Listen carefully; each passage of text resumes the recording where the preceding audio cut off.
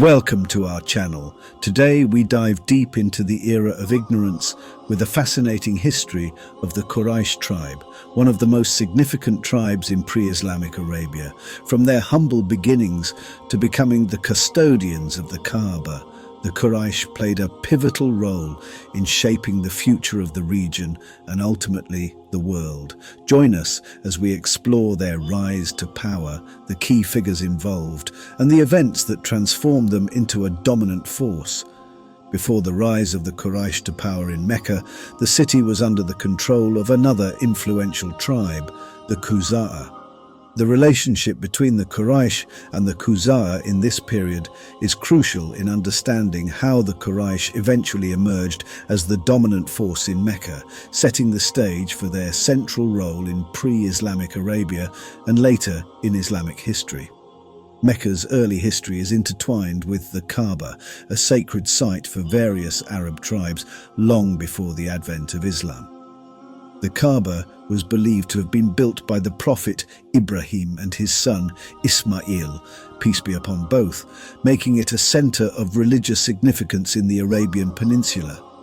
Initially, the Kaaba and the surrounding area were under the control of the Jurhum tribe, who were among the early settlers of Mecca. The Jurhum were also closely connected to the descendants of Prophet Ismail. However, their rule over Mecca weakened over time, and they were eventually overthrown by the QUSAY tribe, who migrated from southern Arabia, modern-day Yemen, and took control of the city. The QUSAY tribe ruled Mecca for several centuries, managing the Kaaba and the important religious rituals associated with it. During their reign, they became custodians of the sacred temple and established themselves as key players in Mecca's religious and economic life. Both Jurhum and QUSAY were southern Arabian Qatani Arab tribes. At the time of QUSAY dominance in Mecca, the Quraysh were still a relatively minor tribe. The Quraysh descended from Fihr ibn Malik, but unlike their later status, they were not yet the political or economic leaders of Mecca. The Quraysh, like other tribes in the area, maintained their tribal structure and lived on the outskirts of Mecca, with limited influence over the city's affairs. Fihr ibn Malik holds a prominent position in Arab history as the ancestor from whom the Quraysh tribe, one of the most influential tribes in Arabia, derives its name. Fihr is often considered the forefather of the Quraysh. Fihr ibn Malik's ancestry traces back to Adnan, the legendary patriarch of the Adnanite Arabs. Adnan's lineage is traditionally believed to go back to Prophet Ismail, the son of the Prophet Ibrahim. This connection provides the Quraysh with a noble and respected lineage, reinforcing their claims of leadership and prestige within the Arab world. Fihr was thus a member of the Kinana tribe, a powerful and respected tribe in northern Arabia. However, his descendants, who became known as the Quraysh, would eventually surpass the rest of the Kinana tribe in influence and prestige. Fihr is regarded as the progenitor of the Quraysh tribe, meaning that the name Quraysh comes from him or his actions. The origin of the name Quraysh has various interpretations, and its exact origin is debated among scholars. However, there are two prominent explanations for its meaning. Some sources suggest that the name Quraysh comes from the Arabic word takarusha, which means to gather or to consolidate, because Fihr's descendants later gathered and unified under one tribe. Another explanation connects the word Quraysh to kirsh, an Arabic word for shark. In this context, the name may metaphorically represent strength, power, or dominance, reflecting the tribe's eventual control over Mecca and its significant role in trade, politics, and religion in pre-Islamic Arabia. At the time of their initial settlement near Mecca, the Quraysh were not a major power. They were a relatively small and dispersed group, and the QUSAY did not perceive them as an immediate threat to their dominance over Mecca.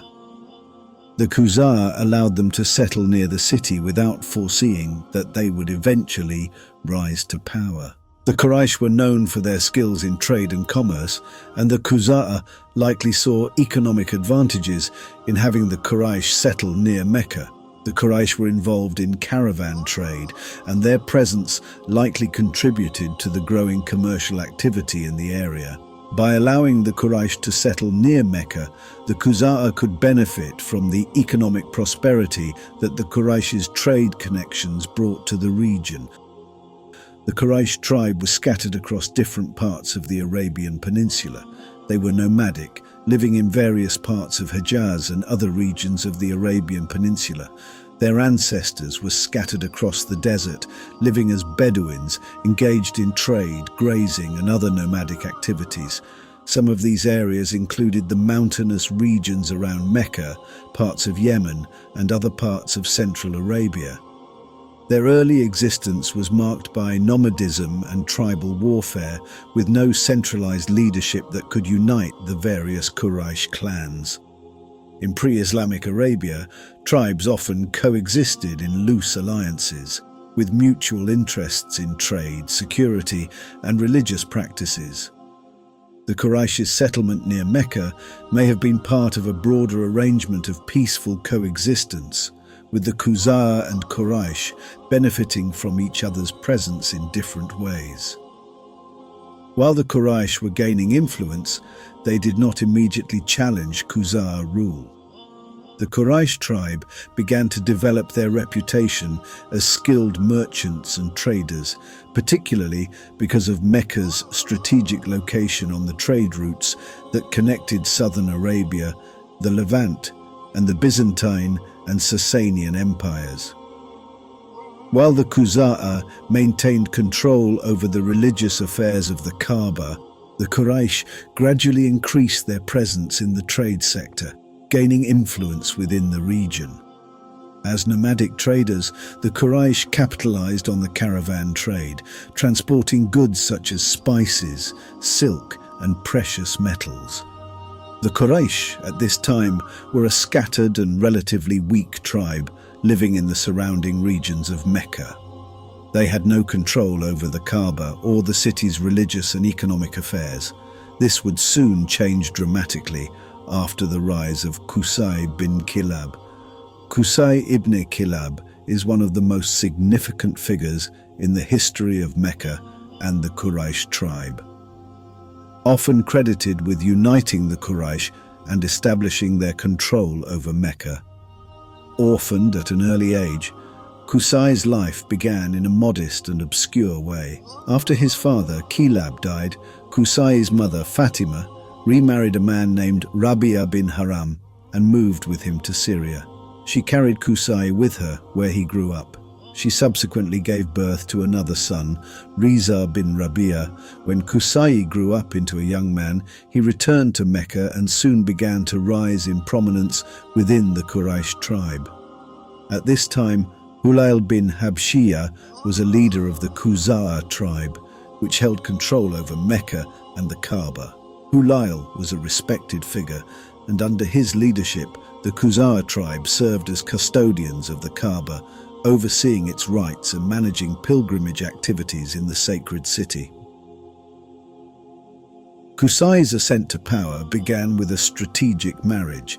He married Pbuh, the daughter of Hulayl ibn Habshiyah, the chief of the QUSAY tribe and the custodian of the Kaaba. This marriage provided QUSAY with a significant foothold in Mecca's political landscape, giving him access to the inner circle of power. Pbuh bore him 4 sons, named Abdul-Dar, Abdul-Manaf, Abdul-Uzza, and Abd. By the time that the children of QUSAY had spread abroad and increased in wealth and reputation, Hulayl died. Hulayl willed custodianship of Mecca and Kaaba to QUSAY. Through his marriage, QUSAY built alliances and consolidated his influence among the Quraysh. After Hulayl's death, QUSAY claimed the custodianship of Kaaba. This claim sparked tensions between QUSAY and the QUSAY as the latter tribe sought to retain their control over Mecca. However, QUSAY, through shrewd diplomacy, A series of battles and the support of his Quraysh tribe and allied groups managed to take control of the city.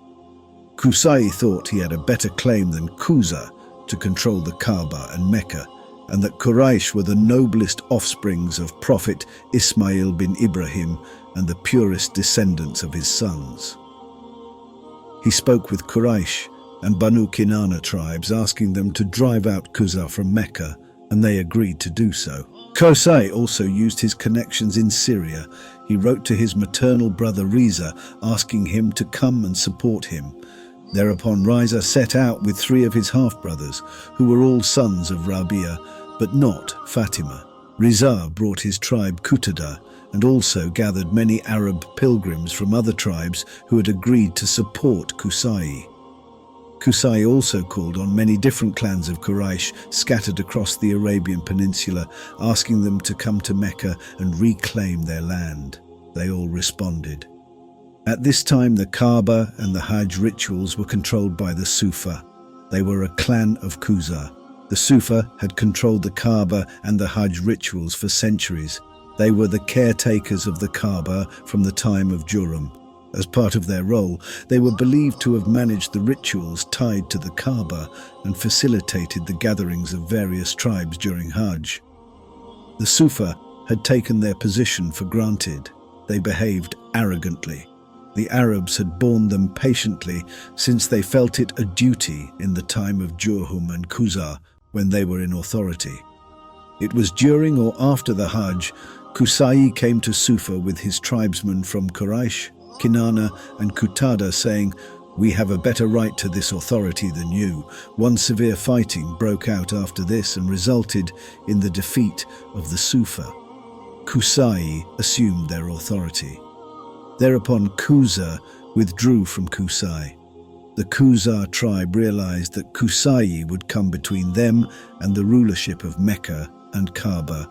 When they withdrew, QUSAY showed hostility towards them. He gathered his forces to fight them, his brother Riza standing next to him. QUSAY came out against them, and a fierce battle took place outside of Mecca.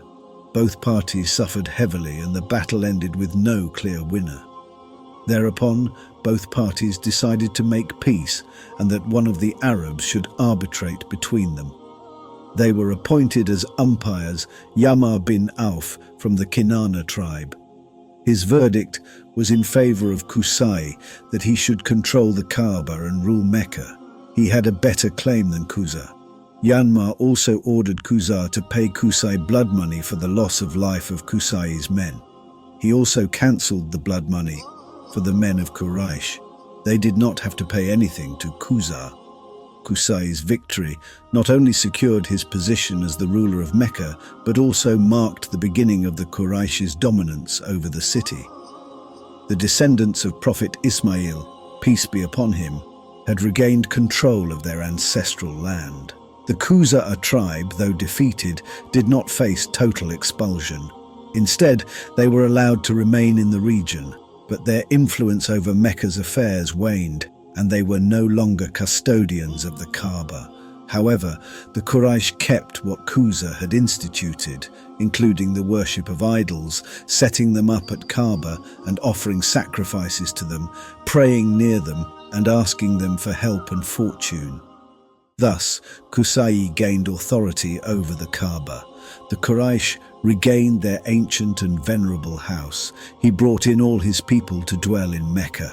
He behaved as a king over his tribe and the people of Mecca, and so they made him a king, but he had guaranteed to the Arabs their customary rights, because he felt that it was a duty upon himself which he had no right to alter. He gave back the right of the Sufa back to them. They kept on controlling the Hajj rituals and gatherings until Islam put an end to it. QUSAY divided Mecca into quarters among his people, and he settled all the Quraysh into their houses in Mecca. The Quraysh were afraid to cut down trees of the sanctuary in their quarters, but QUSAY cut them down with his own hands. The Quraysh called him the Uniter because he had brought them all together. His authority among the Quraysh during and after his life was like a religious law that could not be infringed. After securing control of Mecca, Qusay introduced several key reforms that would shape the city's future and solidify the power of the Quraysh. His leadership transformed Mecca into a central hub for both religious and commercial activities, enhancing its status among the Arab tribes. Qusay constructed a building to prevent violence and resolve disputes. This was named Dar al-Nadwa, the Assembly House. When a conflict became serious, the chiefs of each tribe would meet, take counsel there and decide the issue. All contracts and marriage agreements would be made there. This house was right next to the sanctuary of the Kaaba. Qusay chose this house for himself. He made a door to the building which led to the Kaaba. This institution helped unite the various clans of the Quraysh tribe and provided a structured form of governance for the city. It also helped distribute power among the Quraysh and ensured that decisions affecting the city were made collectively by the tribe's leaders. Qusay also established 4 other institutions in Mecca. These were Hijaba, LIWA, SIQAYA and RIFADA. Hijaba is the guardianship of the Kaaba and its keys along with Darul Nadwa. LIWA is bearing the Quraysh banner in times of war. SIQAYA and RIFADA provide water and food for pilgrims. SIQAYA and RIFADA were taxes that Quraysh used to pay from property to Qusay at every festival. With these taxes, he used to provide food and water to pilgrims who were unable to provide for their provisions. Qusay had laid this as a duty on the Quraysh, saying, "You are God's neighbors, the people of his temple and sanctuary. The pilgrims are God's guests and the visitors to his temple and have the highest claim on your generosity, so provide food and drink for them during the pilgrimage until they depart out of your territory." Every year people paid him a tax on their flocks, and he used to provide for the people therefrom. The pilgrims drank only from Qusay's cisterns. At this time, the holy well of Zamzam was obliterated as it had been since the time of Jurham. People had forgotten about it because of its great antiquity, and they could not relocate the whereabouts of the well. Under Qusay's leadership, Mecca became a major commercial center. The Quraysh took advantage of Mecca's strategic location along the caravan trade routes that connected southern Arabia with Syria and the Byzantine Empire. Mecca's increasing importance as a trading hub allowed the Quraysh to accumulate wealth and further consolidate their power. The annual pilgrimage, known as HAJJ, attracted thousands of pilgrims from across the Arabian Peninsula, bringing wealth and cultural diversity to the city. The Quraysh capitalized on this influx, establishing markets and trade routes that further enhanced their economic power. Qusay Ibne KILAB had several sons, but 4 of them are particularly notable for their roles in the leadership of the Quraysh tribe and the continued consolidation of power in Mecca after Qusay's death. These sons were Abd al-Dar, who was the eldest son of Qusay and, according to custom, inherited many of the key responsibilities and titles that Qusay held, including the custodianship of the Kaaba, the Dar al-Nadwa, and other important Meccan offices. However, although Abd al-Dar held these positions, his influence did not reach the level of his brother Abd Manaf. Abd Manaf was one of Qusay's most prominent sons. Abdul Manaf's real name was Mughira. Manaf was an idol in Kaaba. He was called Abdul Manaf, meaning servant of Manaf. Abd Manaf was considered wealthier and more influential than his brother Abd al-Dar. He was not only financially prosperous, but also highly respected and popular within the Quraysh tribe and among other tribes. His success in trade and his leadership abilities garnered him strong alliances and connections that further enhanced his status and wealth. He became very influential due to his wisdom and leadership abilities. The descendants of Abd Manaf, particularly his sons, played key roles in Meccan society. Two important clans that descended from Abd Manaf were the Banu Hashim and the Banu Umayyah. Abd al-Uzza and Abd, also known as Zubair, were the other sons of Qusay. They did not play as significant a role as Abd Manaf or Abd al-Dar in the political affairs of the Quraysh. However, their descendants, particularly the Banu Abd al-Uzza, remained a notable clan within Meccan society. QUSAY gave all his prerogatives he had enjoyed to Abdul-Dar, including leadership of the Quraysh, summoning of assemblies and Darul Nadwa, providing food and water to pilgrims, and giving out war banners and custody of the Kaaba. He only entrusted him with the responsibilities of Hijaba, LIWA, SIQAYA and RIFADA because the rest of his brothers, Abdul Manaf, Abdul Shams and Abd, had become noblemen during their father's life and had attained great power, prestige and reputation. Thus QUSAY wished for Abdul-Dar to be equal to them in prestige and so gave him alone all these powers. Abdul-Dar means servant of the house. When QUSAY grew old and feeble, he spoke to his eldest son Abdul-Dar, who was also the weakest and poorest of his 4 sons. QUSAY said to Abdul-Dar, "By God, my son, I will put you on a par with others. Though your brothers have a greater reputation than you, none of them shall enter Kaaba until you open it for them. None shall give the Quraysh the war banner but you, with your own hand. None shall drink in Mecca until you allow it. And no pilgrim shall eat food unless you provide it, and Quraysh shall not decide any matter except in your house." During QUSAY's lifetime, he was never contradicted, nor was any measure of his overthrown. After QUSAY's death, his sons assumed his authority over his people. QUSAY's sons did not challenge the authority of Abdul-Dar, however their descendants did.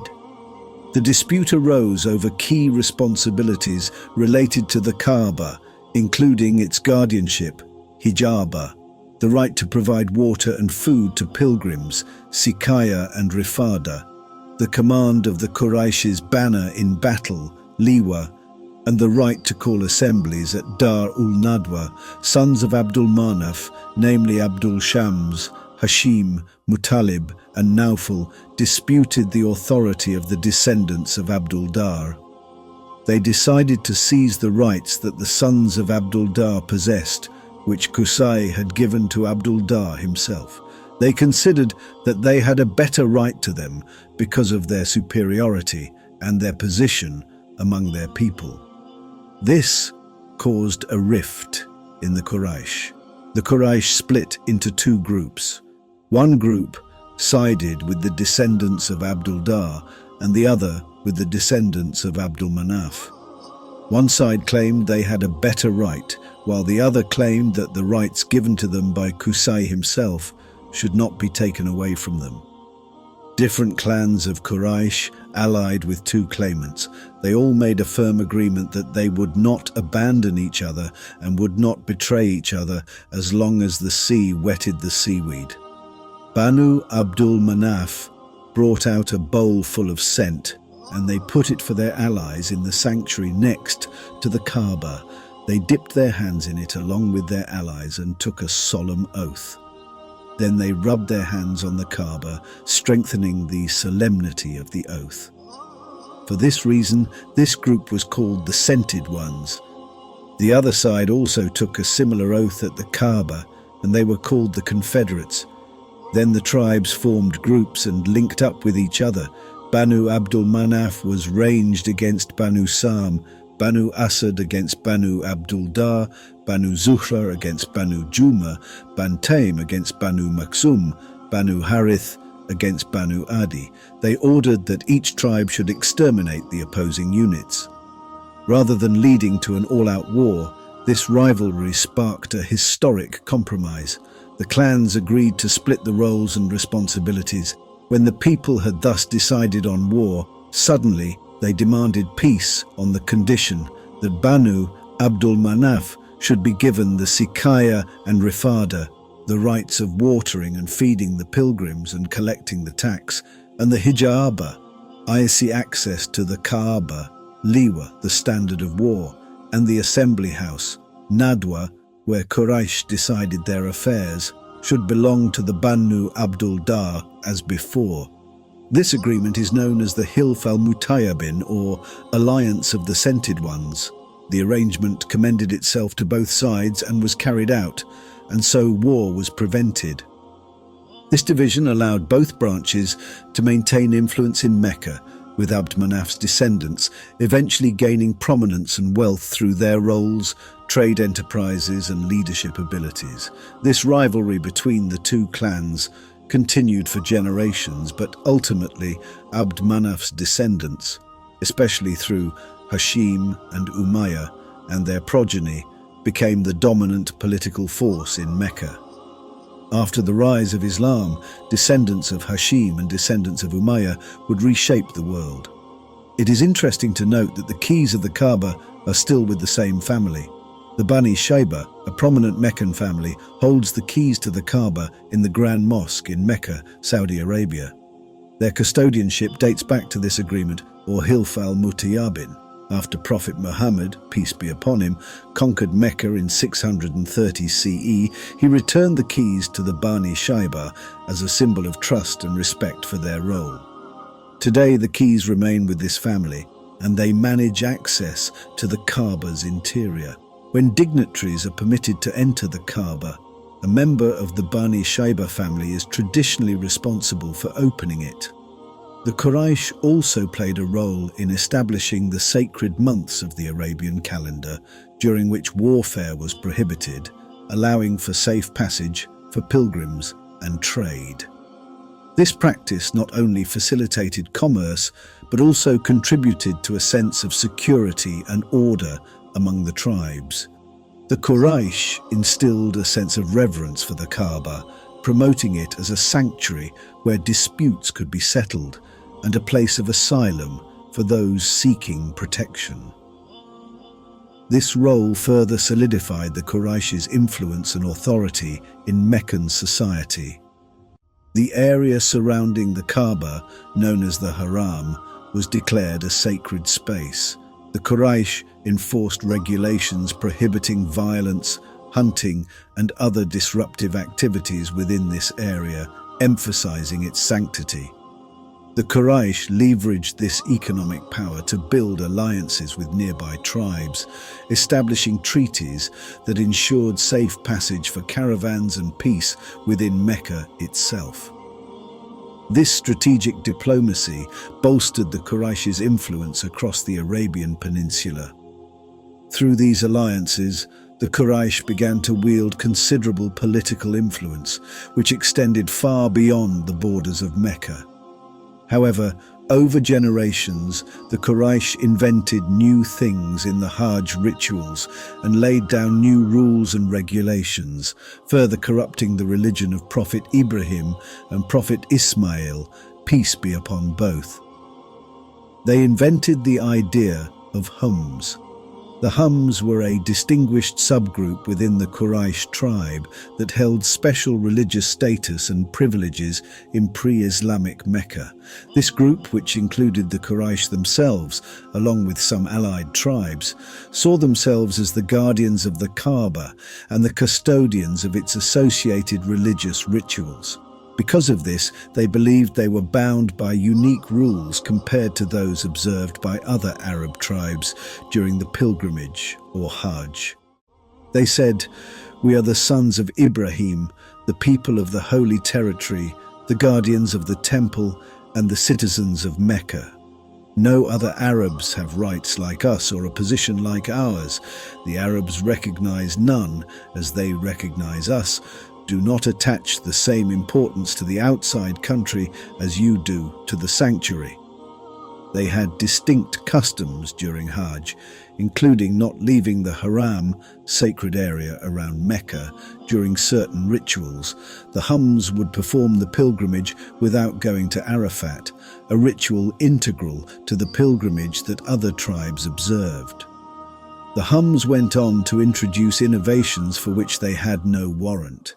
They forbade eating cheese made of sour milk or clarified butter while they were on the premises of the sanctuary.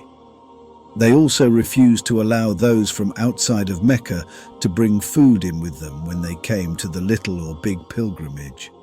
Nor could the outsiders circumambulate the Kaaba except in the garments of the Hums. If they had no such garments, they had to go around the Kaaba naked. Outsiders, both men and women, would circumambulate the Kaaba naked. When a woman went around naked, she would put one hand behind her and one in front. The Hums argued that clothing worn during travel to Mecca was polluted. Non-Quraysh pilgrims were required to buy new garments or go without. It was a means of economic control. The Hums also altered the boundaries of the sacred area around Mecca, establishing zones where killing or violence was forbidden, aligning mainly with Quraysh's economic and political interests. They made a strict distinction between people of the sanctuary and outsiders. The descendants of Prophet Ismail had regained control of Kaaba and Mecca. However, the Quraysh continued with the polytheism that was prevalent in Mecca during the time of QUSAY. Idol worship was widespread. The house of God, the Kaaba, was filled with idols, 360 of them just in the Kaaba. The Quraysh encouraged idol worship as the economic and political interests of the Quraysh were tied to this system of organized idol worship. They became strong guardians of this system. This was the state of affairs of the Mecca and Kaaba. This was to change in the future generations with the message of the Prophet Muhammad, peace be upon him, and with the rise of Islam. The message of Islam challenged all these practices and norms. Thank you for watching. If you enjoyed this video and want to learn more about the history of Mecca and Kaaba and the era of Jahiliya, make sure to like, subscribe, and leave a comment below. We'd love to hear your thoughts.